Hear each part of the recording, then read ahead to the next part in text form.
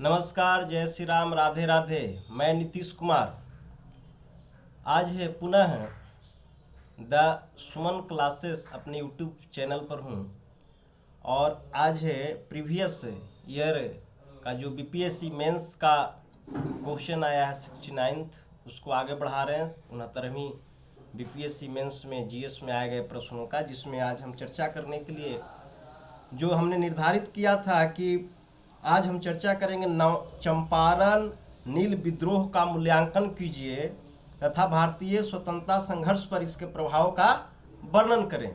यह आज का विषय है। तो सबसे पहले हम जानेंगे कि मूल पॉइंट है इसमें नील की खेती। अब नील का खेती होगा तभी उससे संदर्भित विद्रोह होगा। तो नील का खेती क्या होता है, नील का खेती से क्या लाभ और हानि है, नील की खेती कब की जाती है, नील की खेती भारत में अभी कहाँ किया जाता है।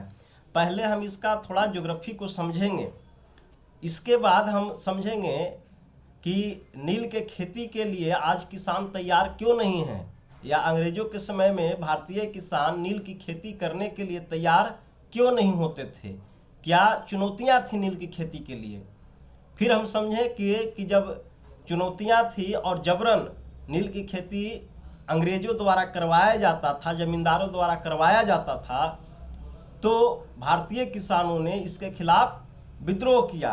यह विद्रोह भारत में ही नहीं, भारत के बिहार में ही नहीं बल्कि अन्य राज्यों में भी यह विद्रोह हुआ, अन्य प्रेसिडेंसियों में भी यह विद्रोह हुआ। तो सबसे पहले एक विद्वान का कोटेशन है, इसको हम लोग समझते हैं। एक विद्वान है, ठीक है, और उन्होंने कहा था कि मानवता के खून से सनी बिना नील ब्रिटेन नहीं पहुंचता। माने मानवता के खून से बिना सने हुए, माने खून से सना हुआ, लथपथ हुआ नील कहाँ नहीं पहुंचता, ब्रिटेन नहीं पहुंचता। जिस नील का इस्तेमाल आज हम लोग करते हैं दाग को मिटाने में, बेदाग को मिटाने में, कपड़ों को चमक लाने में, घरों की पुताई करने में, है ना, जो नील का आज प्रयोग करते हैं हम लोग, वह कभी भारतीय किसानों पर हुए जुल्म और अत्याचार का वजह था। जो हम लोग ये चीज़ काम करते हैं आज, वह कभी भारतीय किसानों पर जुल्म और अत्याचार का वो वजह था नील की खेती। तो एक विद्वान है, यूरोपीय विद्वान है, नाम है उनका W.L. टावर, ये कोटेशन कहते हैं।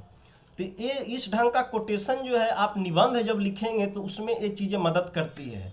आप निबंध लिखते हैं तो आरंभिक जो लाइन होता है, चाहे तो उसके विषय में परिचय से शुरू करें या फिर आप कोई कोटेशन डाल करके वो निबंध को शुरू करें तो ज़्यादा कारगर होता है। बीपीएससी में अब ऑप्शनल के रिप्लेस करके, ऑप्शनल विषय को रिप्लेस करके वहाँ पर निबंध को जोड़ा गया है 300 अंक का, और ऑप्शनल जो विषय होगा वो अब ऑब्जेक्टिव मोड में होगा, मल्टीपल चॉइस मोड में होगा, और वह आपका 100 अंकों की होगी जिसमें क्वालिफाइंग मार्क सिर्फ होगा। तो ये चीज़ें आपको निबंध में कोटेशन को लिख करके आगे हम बढ़ा सकते हैं। तो अब है कि यह कहा था W.L. टावर ने कि जो आप आज जो नील, जिसके वजह से आज हम घर चमकाने में, कपड़ों में देने में, है ना, कपड़ा चमकाने में, दाग को हटाने, बेदाग करने में, जिसका आज हम नील का उपयोग कर रहे हैं, वह कभी भारतीय किसानों पर हुए जुल्म और अत्याचारों का वजह था वह नील। ठीक है, तो नील की खेती क्या ऐसी वजह थी। तो देखिए, नील का जो आवश्यक दशा होता है, जिस समय वह बोया जाता है, वह गर्मी का लगभग दिन होता है, फागुन महीना और चैत महीना, माने होली का जो सीजन होता है हमारे यहाँ, मार्च अप्रैल कह सकते हैं शक संवत में, तो वो अंग्रेजी महीना में आप मार्च अप्रैल कह सकते हैं, और हिंदी माह के रूप में आप चैत या माघ, चैत और फागुन चैत का महीना कह सकते हैं, जिस समय गेहूं की कटनी होती है उस समय इसकी बुआई होती है। नील का जो डांड होता है, यानी कि नील का जो पौधा होता है, वह आपका 2-3 हाथ का होता है, माने मान के चलिए 2-3 फीट का आपका नील का पौधा होता है। और इसकी जो अवधि है नील होने का, जैसे गन्ना का अवधि साल भर का फसल है गन्ना, उसी प्रकार से नील की जो अवधि है उसका वो लगभग 12 से 18 महीना, माने 1 से 1.5 साल तक वह बोया रहता है जमीन में। हालांकि 3-4 महीना पर भी नील को हटा दिया जाता है, नील की खेती 3-4 महीने वाले भी होती है, लेकिन यह आपको जैसे खुट्टी, ये गन्ना को एक बार बोए तो साल भर लगा, इसके बाद क्या करते हैं कि उसको हम दोबारा फिर हटा करके और पूरा फिर नहीं बोते हैं, फिर से पुनः उसमें क्या करते हैं कि जो खुट्टी काटते हैं जब, तो फिर उसी को सिंचाई कर करके, पटवन कर करके, और जो खुट्टी बच जाता है, उसकी जो जड़ें बच जाती है, उससे फिर पुनः फूज जाता है, उसमें से डाढ़ी जन्म जाता है, तो वो फिर से गन्ना आगे के लिए उपज देने लगता है, माने फिर डाढ़ पकड़ लेता है। अच्छा, उसी तरह से नील जो होता था 3-4 महीना में भी आप फसल को हटा ले सकते हैं, अन्यथा वो 12 से 18 महीनों तक वो फसल लगा रहता है, उसमें से छटनी होता है, कटता है और उससे फिर नील बनता है, जिसका भिन्न भिन्न क्षेत्रों में उसका उपयोग होता है। आपको घर की पुताई में होगा, हम लोग जो कपड़ा में भी डालते हैं नील, फिर आपको कपड़ा को डाई करने में नील का प्रयोग होता है, कि नीले रंग का जो कपड़ा हम लोग पहनते हैं आसमानी कलर का, और आसमानी कलर बहुत फेवरेट पसंदीदा कलर रहा है भारतीयों को भी और खास करके यूरोपियों को भी। तो इस प्रकार से नील का जो आपका सिस्टम है, नील का जो उत्पादन है, इसके लिए आपको भारत में बहुत प्राचीन काल से हो रहा था, और यूरोपीय भी इसके शौकीन थे, लेकिन यूरोप में रासायनिक जो नील बनने लगा, रासायनिक नील कहने का मतलब है कि जो कृत्रिम तैयार करने लगा आपको रंग नीला आसमानी, तो वहाँ मार्केट डाउन हुआ। साथ ही साथ क्या हुआ कि वहाँ समझ चुका था पहले यूरोप में कि नील का जो खेती है उपजाऊ जमीन में होता है, और इसकी सबसे बड़ी जो वजह है नील की खेती करने का कि जमीन उपजाऊ खोजता है, और एक बार यदि फसल हम बो दिए नील का, तो वो जमीन ही बंजर हो जाती है, अनउपजाऊ जमीन हो जाता है, बहुत उसमें उर्वरता में खोजता है, वो बहुत मिट्टी को खराब कर देता है नील की खेती। तो इस वजह से यूरोप वालों ने अपने जमीन पर नील की खेती करना बंद कर दिया था। अब उसके लिए जो उचित स्थान दिखा वो भारत दिखा। भारत में उपजाऊ गंगा का मैदान था, तो बंगाल में भी नील की खेती करने पर बल दिया गया, और यूरोपीय लोगों ने नील की खेती करवाने पर भी बल दिया। तो सबसे पहला अब है कि उपजाऊ जमीन बंगाल में भी था, बिहार में भी था, है ना, तो इन क्षेत्रों में नील की खेती बड़े पैमाने पर किया जाता था या अंग्रेज लोग करवाते थे। साथ ही साथ अभी जो वर्तमान में नील की खेती जो भारत में होती है वो बिहार बंगाल में भी होता है, तमिलनाडु में भी होता है, आंध्र प्रदेश में और उत्तराखंड वाले क्षेत्रों में भी कुछ नील की खेती की जाती है जहाँ की जमीन उपजाऊ हो। तो नील की खेती के लिए उपजाऊ जमीन होना काफ़ी आवश्यक है। अब है कि नील से संबंधित विद्रोह हुआ देश में, भिन्न भिन्न क्षेत्रों में हुआ। तो जो पहला नील से संबंधित जो विद्रोह हुआ, विद्रोह होने का कारण समझ लिए।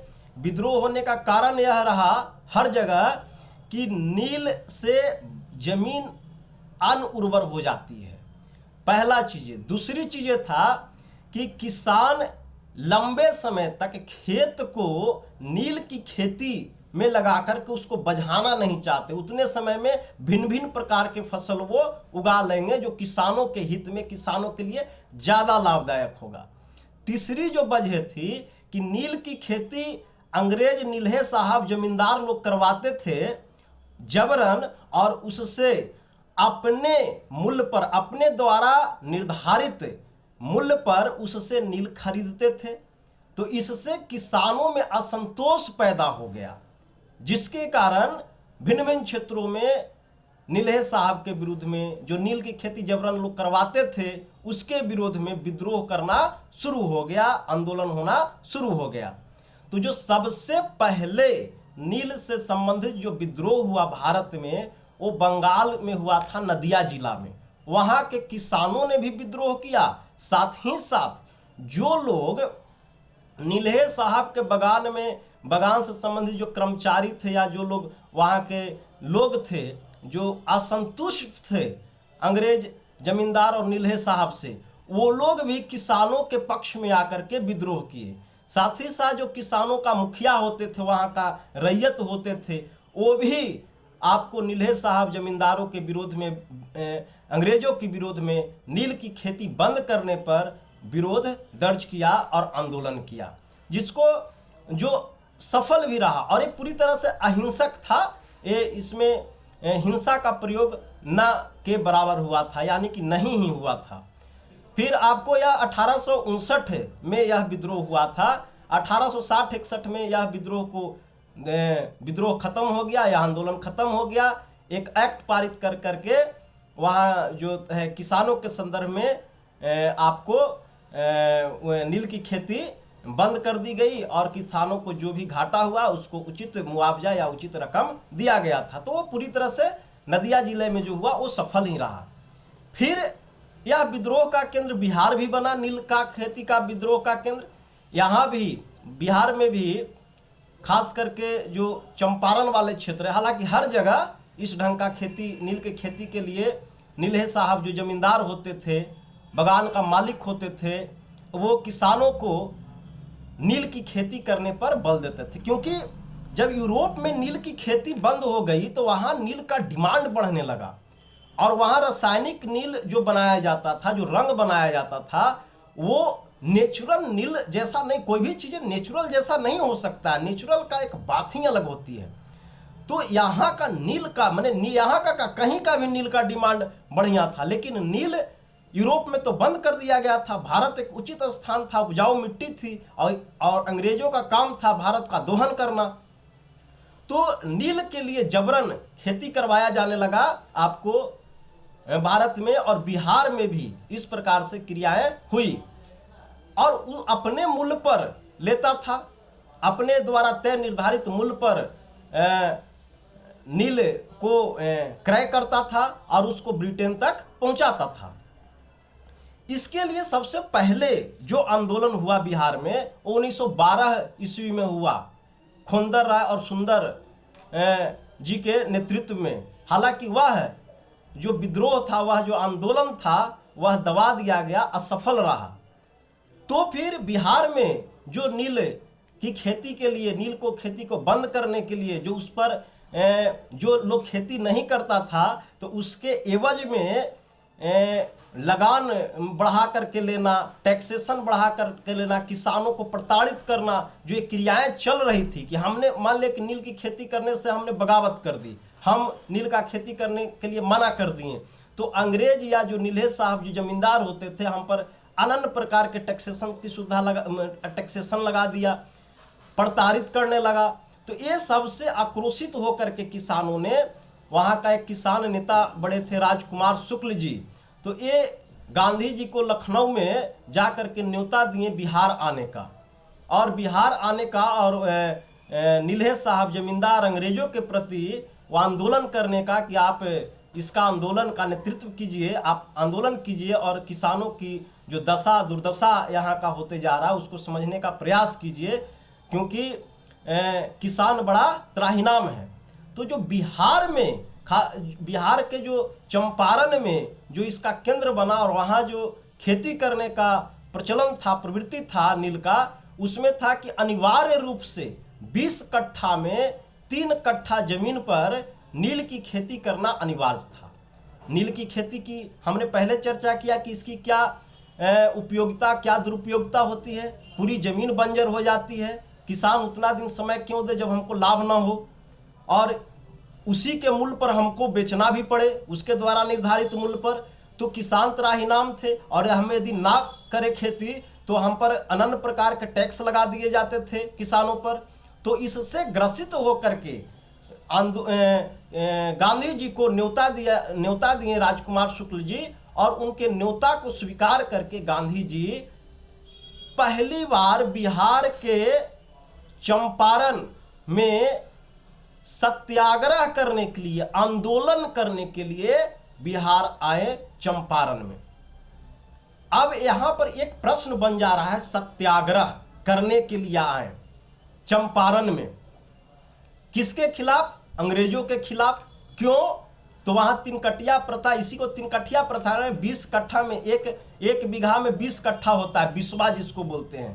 तो 20 कट्ठा में 3 कट्ठा भूमि पर नील की खेती करना अनिवार्य कर दिया था। इसी को 3 कट्ठा प्रथा बोलते हैं, इसको 3 कट्ठा प्रथा कहा जाता है। और इसी के विरोध में आंदोलन करना था, आंदोलन होना था, जो राजकुमार शुक्ल के आग्रह पर महात्मा गांधी जी बिहार में आए और उन्होंने सत्याग्रह किया। अब है कि इसके पहले भी गांधी जी अफ्रीका में सत्याग्रह कर चुके थे, लेकिन भारत में पहला सत्याग्रह था गांधी जी का, जो बिहार उसका केंद्र बना चंपारण में। और चंपारण में जब गांधी जी आए 1917 ईस्वी में, तो उन्होंने वहाँ के जो ब्रिटिश अधिकारी थे, कमिश्नर थे, उनको लौटने के लिए गांधी जी को कहा। अब सबसे बड़े गांधी जी बड़े इंटेलेक्चुअल क्लास के व्यक्ति थे, बैरिस्टर थे, वकालत की पढ़ाई की थी उन्होंने, और सूझे हुए व्यक्ति थे। एक इंटेलेक्चुअल माइंड वाले जो व्यक्ति होते हैं उग्र नहीं होते, उनमें शांति, विनय, अनुनय की प्रवृत्ति आ जाती है। गांधी जी उन्हीं में से एक थे। गांधी जी समाज की समझ रखते थे, व्यक्ति के मनोविज्ञान का समझ रखते थे, और उसका प्रयोग उन्होंने भारतीय राजनीति में भी बखूबी किया। एक समाज की समझ का प्रयोग, एक व्यक्ति के मनोविज्ञान का प्रयोग पूरी तरह से बखूबी महात्मा गांधी जी ने बखूबी इसका प्रयोग भारतीय राजनीति में और राष्ट्रीय आंदोलन में किया। तो 1917 ईस्वी में जब गांधी जी आते हैं, तो उनको यहाँ से लौटने के लिए यहाँ के कमिश्नर जो थे वो कहते हैं कि लौट जाइए यहाँ से, लेकिन गांधी जी लौटते नहीं हैं।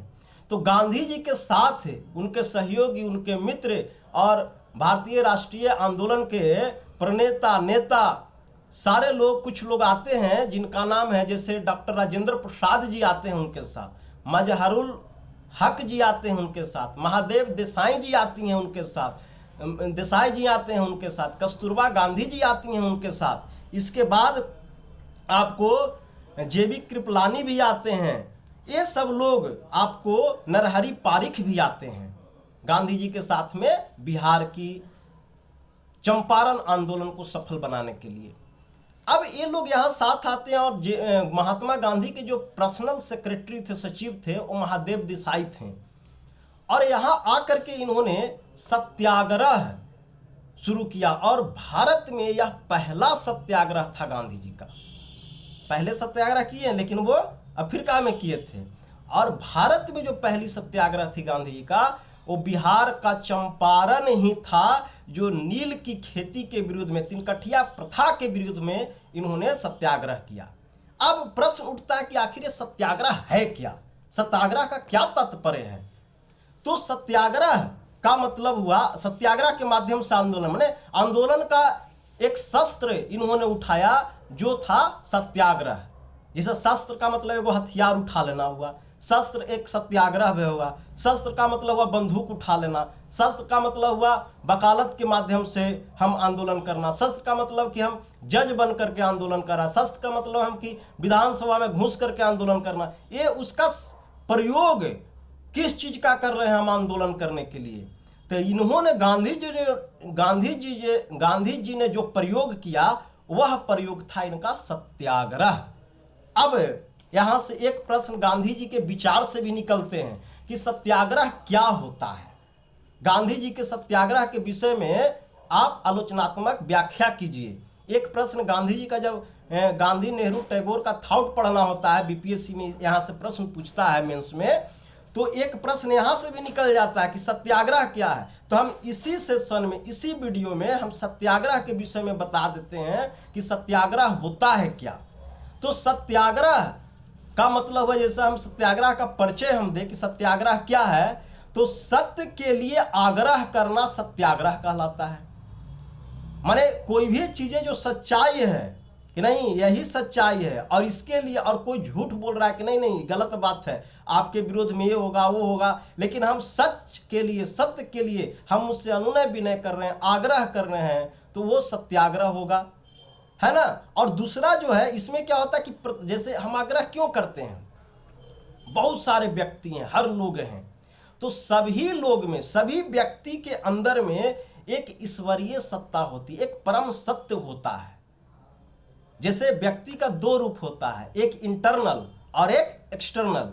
एक होता है कि हमारे अंदर जो भावना है, हमारी जो मूल प्रवृत्ति है, इसमें बहुत सारी चीज़ें हैं। हमारे अंदर में क्रोध भी है, हमारे अंदर में मनोभाव भी है, हमारे अंदर में नैतिकता भी है, हमारे अंदर में प्रतिशोध भी है, हमारे अंदर में मानवता का भी भाव है, हमारे अंदर में, एक व्यक्ति के अंदर में भिन्न भिन्न भाव, सारे भाव मौजूद होते हैं।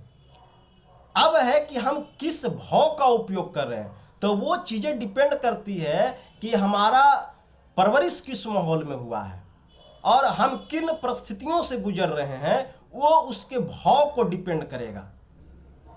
अब गांधी जी का मानना था कि हर व्यक्ति में हर चीजें मौजूद होती है, प्रतिशोध, क्रोध, भाव, मनोविज्ञान, सारी चीजें मौजूद होती है। तो हम अहिंसा के माध्यम से हम जो है ऐसा काम करेंगे जिसके हम अनुरोध करेंगे, अनुनय विनय करेंगे, और इसके माध्यम से जो अंग्रेज है, जो हमको मार पीट रहा है, जो हमको पीड़ा दे रहा है, तो ऐसा हम उसके साथ व्यवहार करेंगे कि उसके अंदर की जो नैतिक गुण है, उसके अंदर का जो मनोभाव है, उसके अंदर का जो प्रेम है, वो जग जाए और वो उस रूप में हमसे व्यवहार करे।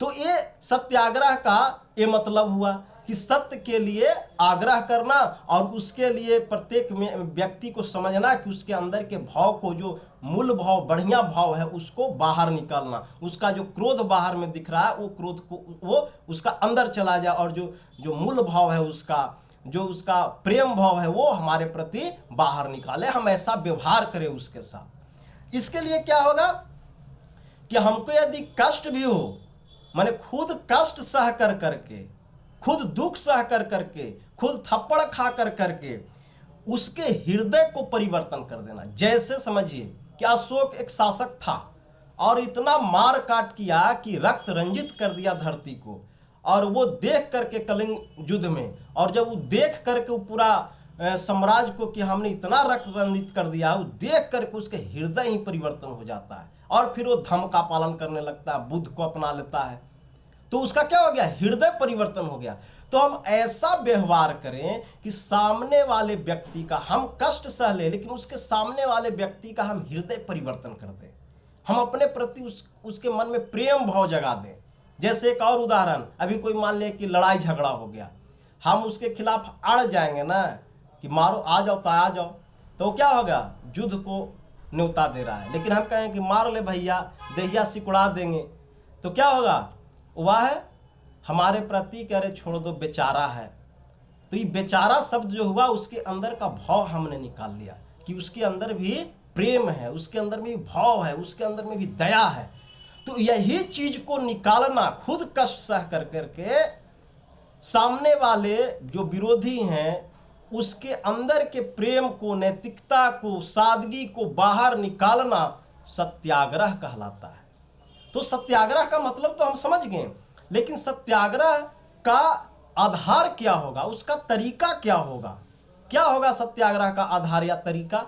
कि हम किसी के व्यक्ति के हृदय परिवर्तन करते हैं, सामने वाले वो हमको कोड़े बरसा रहा है, वो हमको जबरदस्ती नील की खेती करने पर विवश कर रहा है, हमको उचित मूल्य नहीं दे रहा है, जो नील का खेती नहीं करने के लिए कहा या नील का खेती बंद कर दिया, उसका जमीन अनुर्वर हो रहा है, बंजर हो रहा है, तो उससे जो भी लगान या पट्टा जो था जो वो बढ़ा दे रहा है, फिर इसके बाद में अनन्य प्रकार की वसूली कर रहा है नैतिक रूप से पैसों का किसानों से।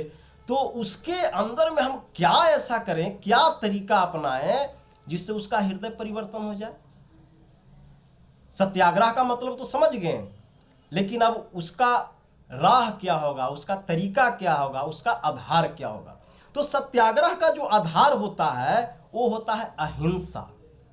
पहला आधार को क्या बोलेंगे? अहिंसा। अहिंसा का मतलब हुआ कि हम बिना हथियार का, बिना गोली बंदूक के, बिना हम किसी को मारे हम आग्रह करेंगे। कहने का मतलब हुआ कि मनसा वाचा कर्मणा, माने मन से, है ना, वचन से यानी कि बोली से, और कर्म से, फिजिकल एक्शन से शत्रु के प्रति हिंसा का भाव नहीं रखना, लड़ाई झगड़ा का भाव नहीं रखना, ये क्या होगा आपका अहिंसा का मतलब हुआ कि मन से, हृदय से भी और वचन से भी, बोली से भी और कर्म से यानी फिजिकल एक्शन से, ये आपको, इसको वकालत की भाषा में एक्टस रिया कहते हैं, माने फिजिकल एक्शन।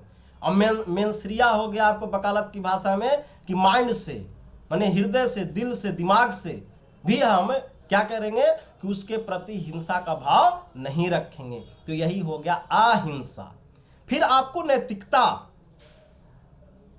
आत्मबल, पवित्रता, चारित्रिक शुद्धि, है ना, और खुद पर नियंत्रण, ये आपको दूसरा हो गया आधार। तीसरा आधार क्या हो गया, उपवास रखना। भूख हड़ताल पर बैठ जाएंगे, जैसे समझिए बहुत घर का उदाहरण। और ये उपवास, भूख जो उपवास मिला, उपवास की जो प्रेरणा मिली थी, ये वो अपनी पत्नी से सीखे थे गांधी जी। मैंने कहने का मतलब, घर में आप देखिएगा कि मर्दाना मेहरारू माने वाइफ में और हस्बैंड में लड़ाई झगड़ा होता है, तो जो वाइफ होती हैं, जो पत्नी होती हैं, यदि हस्बैंड उस पर कड़ा रवैया अपना दिए हो, हाथ उठा दिए हो, डांट उठा दिए हो, तो जो पत्नी होगी कहे कि जाइए हम नहीं खाएंगे, उपवास पर चले जाएगी। तो पहले तो पति गुस्सा था, बोले कि जाओ खाना है तो खाओ, मत खाओ, उससे हमको क्या मतलब है। लेकिन धीरे धीरे पति जाएगा, उसका क्रोध ठंडा होगा और पत्नी को मनाएगा कि खा लीजिए। तो ये उपवास हुआ। तो ये क्या हुआ, हमने माने पत्नी ने पति के हृदय को परिवर्तन कर दिया। तो एक आधार हुआ सत्याग्रह का। तो उपवास है, धरना प्रदर्शन है, फिर बहिष्कार है। बहिष्कार भी उसी रूप में समझ सकते हैं। बहिष्कार का मतलब क्या हुआ कि हम बहिष्कार से कैसे सत्याग्रह होगा। तो मान लिया कि हम लाए कुछ हो, पत्नी नाराज है, तो पत्नी कहे कि ले जाइए, ये लाए हैं जी, सामान लाए हैं, यही लाए हैं, लीजिए आपका लाया हुआ, हम कुछ नहीं पहनेंगे। एक पुत्र भी यदि माँ से गुस्सा होता है तो फिर क्या करता है कि पुत्र भी माँ के द्वारा दिया गया सामान को फेंक देता है। कोई बच्चा को खाने के लिए दूध रोटी दिया जा रहा हो तो, और बच्चा किसी दूसरे चीज़ का डिमांड करता है, माँ कहती कि नहीं गलत चीज़ है, नहीं करो, तो बच्चा क्या करता है कि जाओ हम नहीं खाएंगे, सब फेंक फाक देता है। फिर माता जी गुस्सा में मारती भी है और उसके बाद क्या करती है, जाती है मनाने के लिए कि अच्छा खा ले बेटा। कहने का मतलब हुआ कि हम बहिष्कार के माध्यम से सामने वाले व्यक्ति का हृदय को परिवर्तन कर देना, अपने प्रति उसमें प्रेम का भाव ला देना। यही तो अहिंसा, यही तो आपका सत्याग्रह है। और इसका सत्याग्रह का ये बहिष्कार क्या है, आधार है। इसके बाद असहयोग, हम आपका साथ नहीं देंगे, सविनय अवज्ञा और हिज्र, यह है आपका तीसरे नंबर पर हम लोग देखें कि इसका आधार हुआ। हिज्र क्या होता है, तो घर को त्यागना हिज्र होता है, माने बहिष्कार करना। जैसे कुछ लड़ाई झगड़ा हुआ तो पत्नी कहाँ जाएगी, पत्नी घर छोड़ करके पड़ोसी के यहाँ नहीं जाती है, दोस्त के यहाँ नहीं जाती है, पत्नी मायके भाग जाती है। बात समझे, मायके भाग जाएगी। इसके बाद क्या होगा कि पति जो होगा ससुराल जाएगा बनाने के लिए, लाने के लिए, और वहाँ से डिमांड होगा कि जब तक फलाने जी नहीं आएंगे तब तक हम जाने वाले हैं। यानी कि पति का हृदय को पत्नी ने हिज्र करके परिवर्तन कर दिया, हृदय को अपने प्रति प्रेम भाव ला दिया। ये किसका आधार है, सत्याग्रह का आधार है। ठीक है। अब है कि सत्याग्रह के लिए ये सब तो आधार ठीक है, लेकिन ये सब करना इतना आसान चीज है, बहुत कठिन बात है सत्याग्रह करना। तो इसके लिए क्या होना चाहिए व्यक्ति में, कितना बड़ा सत्याग्रह को खड़ा कर सकता है।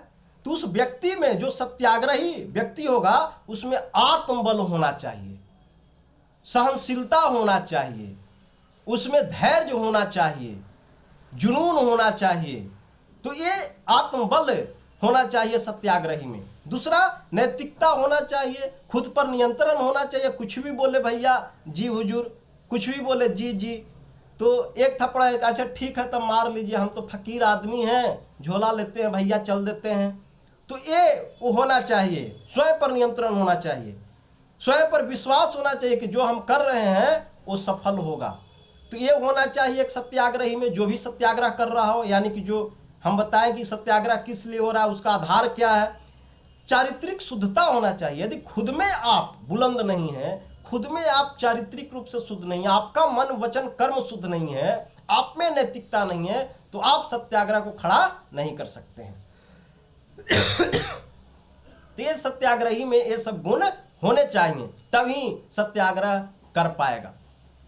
अब चीजें हैं कि ये सब किया और इसी सत्य ये सब किए, ये सब गांधी जी में ये चीजें विद्यमान थी और उन्होंने सत्याग्रह इसी के आधार पर आपका वहां में किए थे, अफ्रीका में।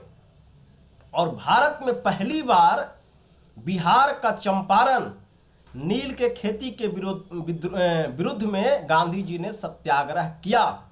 और ये सब चीजों को आधार बना करके, मतलब सत्याग्रह का मतलब ही है यही चीज। तो सत्याग्रह गांधी जी किए और यह सत्याग्रह सफल रहा, यह सत्याग्रह गांधी जी का सफल रहा। किसानों का जो नेतृत्व किया यहाँ गांधी जी चंपारण में, तो ये सत्याग्रह सफल रहा। जब गांधी जी को कमिश्नर ने बोला कि जाइए, तो यहाँ से गए नहीं, वो जाके भितिहरवा गांव में रहने लगे, वहां से सत्याग्रह शुरू कर दिए। और यही सत्याग्रह था। सत्याग्रह का मतलब समझे, तो ये चीजें सत्याग्रह थी। तो सत्याग्रह अब हम बता रहे कि सत्याग्रह को भी यहाँ समझ लेना है। प्रश्न में पूछता है बीपीएससी मेंस में गांधी जी के विचार में, तो इसका आरंभ और विकास कहाँ कहाँ हुआ, तो आरंभ अफ्रीका में हुआ, उसके बाद कहाँ हुआ, तो भारत का चंपारण में भी इसका आरंभ हुआ। वही चंपारण को हम लोग अभी पढ़ रहे हैं, उसका अध्ययन कर रहे हैं कि चंपारण आंदोलन क्या था और इसका क्या इम्पैक्ट पड़ा। तो चंपारण में भी सत्याग्रह हुआ, सत्याग्रह का कारण क्या था वो अभी हमने चर्चा की है सत्याग्रह टॉपिक के पहले। अब है कि सत्याग्रह सफल हो गया। सत्याग्रह जब सफल हुआ तो क्या किया गया, सत्याग्रह सफल होने के बाद तो उसका प्रभाव जो पड़ा कि जो तिनकठिया प्रथा था उसको समाप्त कर दिया गया। पहला क्या हुआ कि तिनकठिया प्रथा को समाप्त कर दिया गया और एग्रीगेरियन कमिटी माने कि एग्रीकल्चर कमिटी एक बना, उसके अध्यक्ष फ्रैंक सलाय को बनाया गया और गांधी जी भी उस कमिटी के सदस्य थे। उसके बाद जब एग्रीगेरियन कमिटी बना तो एग्रीगेरियन कमिटी एक्ट 1917 भी पारित हो गया 1917 में। और इसके द्वारा क्या किया गया कि नीलहे जमींदारों के द्वारा जो किसानों से बलपूर्वक या अनैतिक रूप से जो रकम वसूले गए थे उसका 25% किसानों को वापस करने का आदेश दिया गया। साथ ही साथ तिनकठिया प्रथा को भी समाप्त कर दिया गया। अब देखिए, ये तो चंपारण आंदोलन का चंपारण में प्रभाव पड़ा कि एग्रीगेरियन कमिटी बना, उसके तहत वहाँ के किसानों का जो भी रकम वसूला गया था नैतिक रूप से उसका 25% वापस करने का आदेश दिया गया, तिनकठिया प्रथा को समाप्त कर दिया गया। और इसी के खुशी में और इस उपलक्ष्य में रविन्द्रनाथ टैगोर जी ने गांधी जी को महात्मा की उपाधि दिए। और इसके बदले में गांधी जी क्या उपाधि देते हैं, उनको गुरु की उपाधि देते हैं रविन्द्रनाथ टैगोर को। ठीक है। अब है कि इसके अलावा राष्ट्रीय आंदोलन में क्या प्रभाव पड़ा। ये तो चंपारण में प्रभाव पड़ा, नील विद्रोह का जो आंदोलन हुआ उसमें प्रभाव पड़ा, लेकिन राष्ट्रीय आंदोलन में क्या प्रभाव पड़ा कि जो चंपारण सत्याग्रह हुआ, जो इस नील के विरोध में चंपारण सत्याग्रह हुआ, उससे आगे के जो होने वाले आंदोलन थे उसको प्रबल बल मिला। और यह चंपारण सत्याग्रह गांधी जी को राष्ट्रीय नेता के रूप में प्रज्वलित किया, उभार दिया, क्योंकि यह भारत का पहला गांधी जी का आंदोलन था, जो सत्याग्रह था वो सफल रहा। तो इसके बाद असहयोग जो आंदोलन हुआ 1920-22 में, इसके बाद यह भी उसी का आधार बना। असहयोग आंदोलन जो हुआ वह चंपारण सत्याग्रह का ही प्रभाव था। कि उन्होंने सत्याग्रह को अगला सत्याग्रह के रूप में भी तब्दील किया, उसको एक आधार अपना हथियार बना लिए गांधी जी। इसके बाद आपका 1930-32 का सविनय अवज्ञा आंदोलन भी सत्याग्रह का 1942 में आपका जो क्या बोलते हैं भारत छोड़ो आंदोलन जो हुआ वह भी आपका सत्याग्रह 1942 का भारत छोड़ो आंदोलन सत्याग्रह का ही अंग था। और यह समझ सकते हैं कि गांधी जी का जो आपका 1919 से गांधी जी का जो चरण चलता है भारतीय राष्ट्रीय आंदोलन में, यह कितना महत्वपूर्ण रहा भारतीय राष्ट्रीय आंदोलन को गति देने में। तो इस प्रकार से सत्याग्रह और जो बिहार का जो चंपारण आंदोलन था, नील के विरोध में, जो तिनकठिया प्रथा के विरोध में आंदोलन था, वो राष्ट्रीय आंदोलन में क्या भूमिका निभाया, यह निम्न जो पॉइंट है, निम्न जो शीर्षक हमने बताया उसके माध्यम से आप समझ सकते हैं कि चंपारण में उसका जो प्रभाव पड़ा वो तो पड़ा ही, इसके साथ साथ सविनय उन्होंने एक हथियार के रूप में अपनाया और सविनय अवज्ञा, असहयोग आंदोलन, सविनय अवज्ञा, भारत छोड़ो आंदोलन जो क्रमशः जो इनका आंदोलन रहा वह उसी का परिणाम था। और इसके अलावा लोग जो इतनी बड़ी मात्रा में जुड़े, बिहार के बिना कोई भी आंदोलन संभव हुआ है आज तक? तो बिहार का जो किसान और बिहार के साथ साथ अन्य जगहों के जो किसान इस आंदोलन का, इस मुहिम से जो जुड़े, तो राष्ट्रीय आंदोलन जाकर के सफल हुआ। लेकिन कहने का मतलब इसका आलोचना भी किया जाता है कि आलोचना इस बात की होती है सत्याग्रह का या गांधी जी का जो ये चीज़ें सत्याग्रह का, कि जो इंटेलेक्चुअल लॉबी तो इसमें फिट बैठते हैं, लेकिन जो सामाजिक आर्थिक जो क्रांति लाते हैं लोग, वो नहीं आ पाया। वो कहीं ना कहीं ये सत्याग्रह या गांधी जी का जो हथियार था वो रोकने का प्रयास किया है, क्योंकि इसमें हिंसा करना ही नहीं है, और हिंसा नहीं करना है तो सामाजिक आर्थिक क्रांति जो है वो बिना लड़े संभव है, होगा ही नहीं, संभव ही नहीं होगा। तो वो उसको रोकने का कहीं नहीं कहीं प्रयास किया है। और ये कहीं ना कहीं भूमिपतियों के जो पूंजीपति थे, जो रईस लोग थे, इंटेलेक्चुअल लॉबी थे, उनके हित में ये सारे आंदोलन जो अहिंसावादी जो होते हैं, सत्याग्रह जो होते हैं, उनके हित में ही रहा हमेशा। अब सफलता किस बात का मानते हैं कि सफल जो राष्ट्रीय आंदोलन पर जो प्रभाव पड़ा सत्याग्रह का या गांधी जी की इस भूमिका का, तो सफल इस मायने में करते हैं कि आज़ादी तो मिली, लेकिन कुछ असफलताओं के साथ हमको विभाजन का दंश भी झेलना पड़ गया।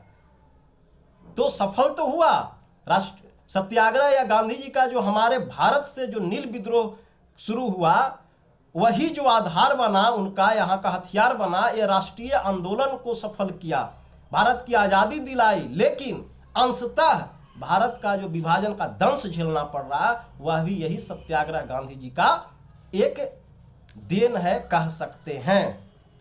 अब है कि इसमें कुछ पॉइंट्स को भी समझ लीजिए, ताकि प्रीलिम्स वगैरह में चीज़ें पूछता है कि एक सत्याग्रह हो गया, सत्याग्रह को समझ लिए क्या है। अब है कि एक निष्क्रिय प्रतिरोध होता है और एक सक्रिय प्रतिरोध होता है।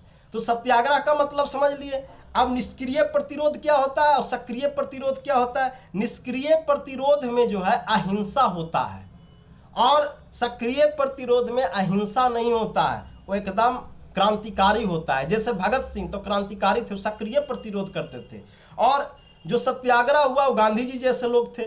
और जो निष्क्रिय प्रतिरोध में जो है उसमें आपका